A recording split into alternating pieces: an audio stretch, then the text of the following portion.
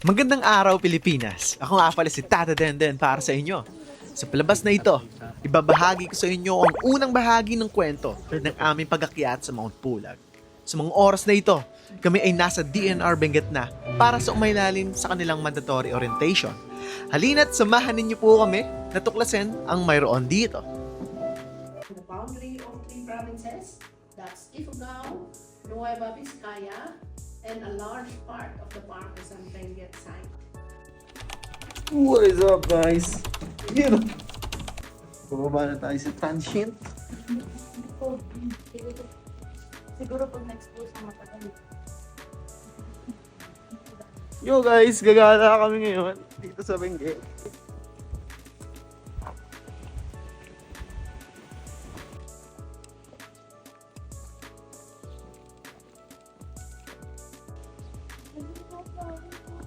Wow!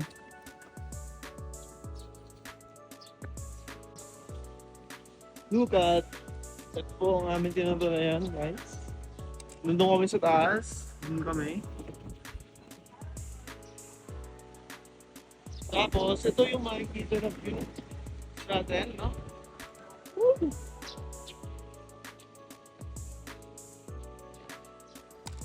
So, maganda yung sa atin, guys. Guys. Oo nga, parang yung sa atin. Ito yung ibang bahay nila dyan. Okay.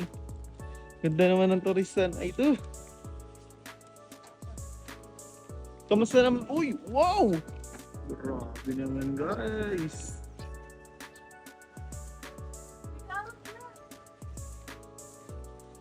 At syempre, yours truly.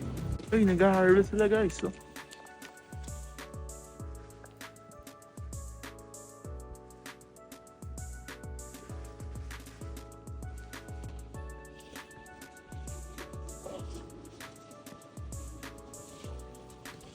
wow.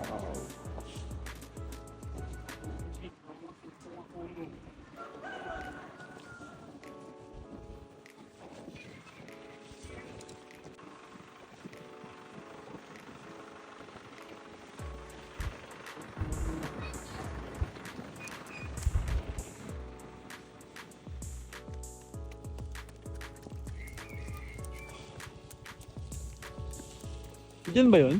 Yung pagbaba? Oh. Yeah.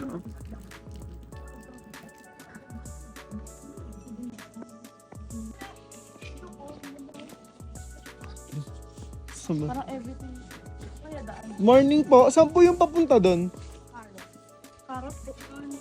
Doon pala sa taas. Tapos bababa doon? Dito po yung daan. Ay, pasaway ka.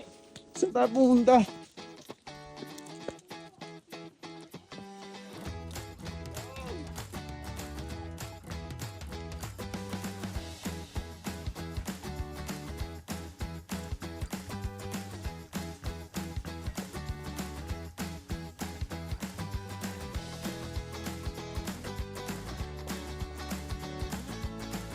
Okay, ba't nasa taas daw?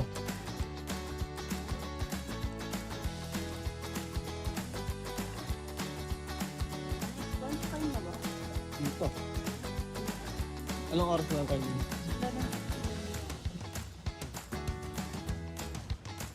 Pagod ako sa'yo. Wala pa nga. Pagod na.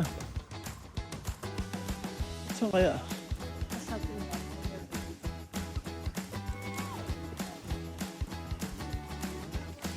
Diyan, darling, tanong ka.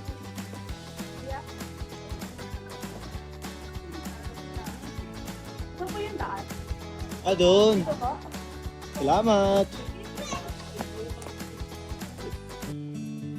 Wow.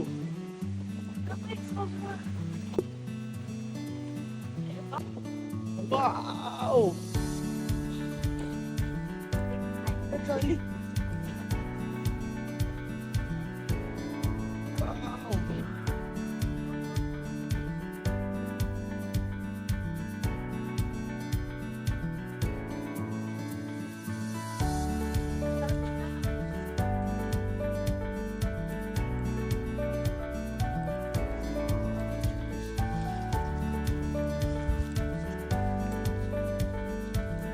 Ito, dapat patatas guys.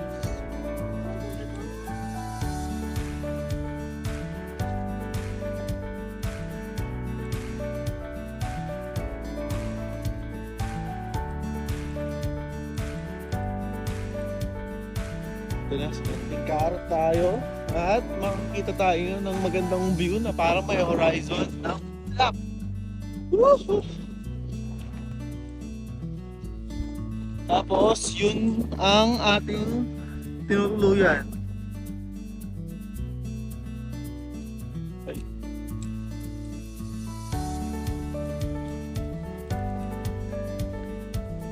Yan, dyan. Sino kita dyan? Woo! Wow!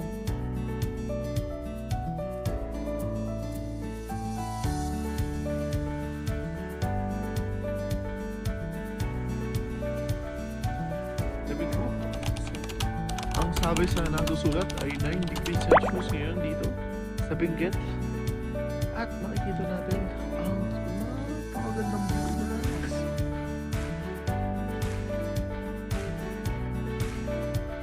Hello. So, oopsie. Kita niyo ba yung ulap na yan? Ha?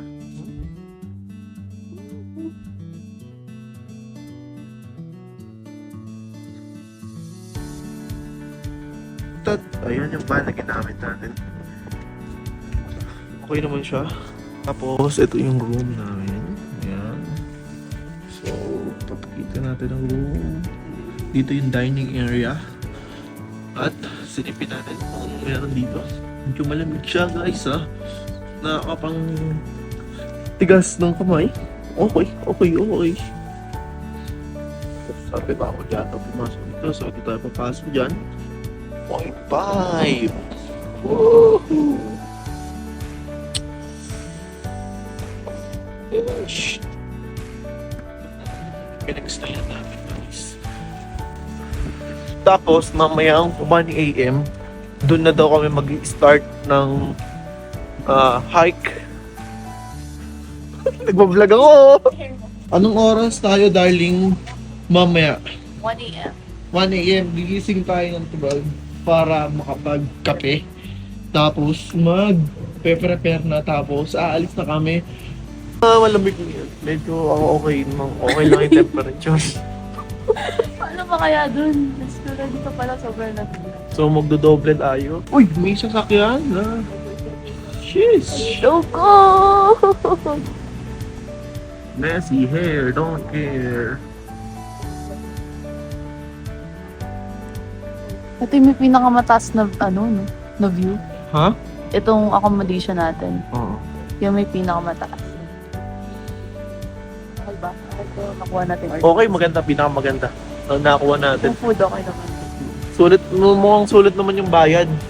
Huwag lang pong magkasakit yung kasama ko ngayon. Okay na, okay Sino na. hindi ako nagkakasakit. Hindi ko pa nagkakasakit. Hindi, ah. Oo, diba? Ang ganda ng view.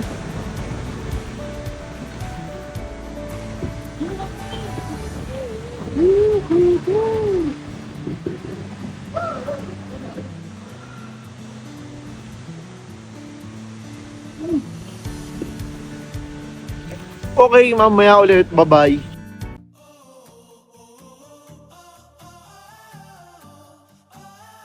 Okay guys, time check. It's 6:10 ng gabi. Babalik na kami ngayon sa aming dorm. Oops. Oh, bakit tayo? God.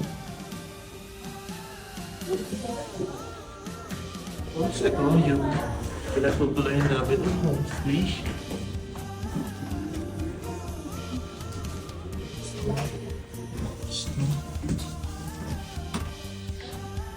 Ay, kasi.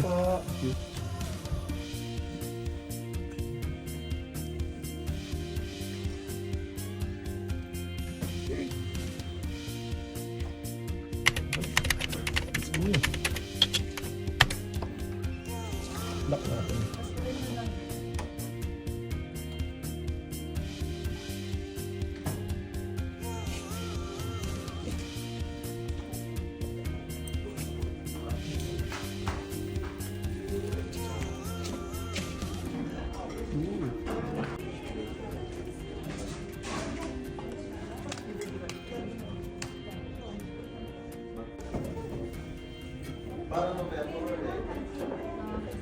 Sarap eh. Gulay. Fish. Meron. Po. Visit po kayo na 12 po. Then prepare po kayo. 12:30, light breakfast po tayo. Then 1 po, alis na po tayo. Dito hanggang later po. Iatid po tayo ng van.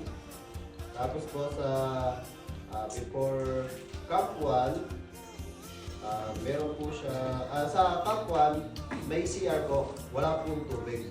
Para po sa mga babae, magdala na po ano pong ginagamit nyo. Tapos, ang may tubig po is yung campo po, yung CR po sa campo, mayroon na po yung tubig. Then, mamaya po, siguro mas maganda po pagka umakit po tayo ng Ranger to campo na mag-ano lang po kayo ng isang jacket. Isang t-shirt, isang jacket.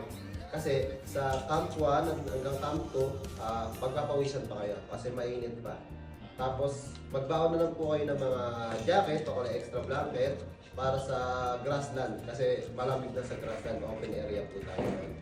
Tapos po, lahat po ba may headlamp? Kasi mahirap po ng sharing po kasi meron po tayong dadaanan na makitid po. Baka madulas kayo or matapilok po kayo. Mahirap na po. Kasi ang ano po natin, ang rescue po natin is 5K po. Pag na-rescue po kayo. Lahat po ba meron po headlamp? Kung wala naman po, meron po tayong headlamp sa Ranger po na pwede pong rentahan. Then sa trekking pool po, meron po dyan. Tingnan lang po kayo ng matino na trekking pool. 50 pesos po. Then kung wala po kayong extra blanket, meron din po doon sa Ranger po na mabibilan. Tapos sa raincoat po natin, kung wala po kayo, meron po dyan na binibenta, bili na po kayo. Mas maganda po na may raincoat po lahat. Kasi hindi po natin masabi kung ano po yung weather po sa taas. So pagka kung sakali lang, sana wag naman, na umambon, mahirap na pag nabasa po kayo, baka hindi nyo po matapos yung trail kasi lalamigin po kayo sa taas. Tapos sa tubig po natin, so siguro mas maganda po magdala na kayo ng tubig na 1 liter to 1.5. Doon po sa before camp 1, may water source po doon at before camp 2 po. Kung masaya naman po yung sikuran nyo, mas maganda po magbawa na po kayo ng tubig. Ang one po natin, pagkakit sa van, pagkakit po natin sa van mamaya, yung pag-uwi po, may time lang po tayo ha. Ang pinaka-last call po natin sa van pababa is 12 p.m. Pag 12 p.m. wala pa kayo sa Ranger, mandatory mag-ano na kayo. It's either maglakad or habal. So, kung halimbawa po dumating kayo ng 10, dumating kayo ng 10:30, dumating kayo ng 11, or 2-3, hindi po siya parang shuttle. So, kailangan nyo po maghintay hanggang 12 para po tayo bumaba. Kasi meron pong iba, pagkababa, 2 pa lang sila, gusto nilang magpababa na. Hindi po siya shuttle. Okay po. So, pagdating ng 12, last call, baba tayo lahat. Simula Ranger to before camp po, siguro mga 10 minutes, 15 minutes na lakad. Doon magsisimula yung pick up ng habal. May habol po. Pwede nyo sabihin, kung halimbawa po, umabot kayo dyan, sa may Ranger, pwede kayo magpababa. So, ang presyo nyo is 1. Pagka dito hanggang Ranger, ay hanggang Babans, Hanggang babas 200. 200. So, sabihin nyo lang po sa habal na Babans kayo, ano na po nyo? Direct, tuturo nyo naman dito eh, kaya kinita. Sabihin nyo lang po babas. Alam Kaya mo. kinita. So, yun po. Yun lang yung concern ko sa van mamaya. Bale po mas maganda na diretso na lang kayo dito kung sakali maghahabal kayo kasi ganun din naman at lang ng 50 pesos. Mas maganda na diretso na kayo dito para makapag-pay na po kayo. Saka pala guys, kung halimbawa man 10 a.m. dumating kayo, much better lakarin nyo na pababa. Kasi from Ranger hanggang dito, 2 kilometers, less than. Pababa naman po yan. Yan po. Hindi po kayo maliligaw dyan, basta sundan nyo lang yung kalsada. Hindi po kayo maliligaw. Bale sa tingin ko naman makaka-abot tayo ng mga 11:30 bago mag-12 kasi yung train natin, kaya naman natin maglakad ng dire-diretso kung pahinga kasi wala namang gano'ng aakit ngayon.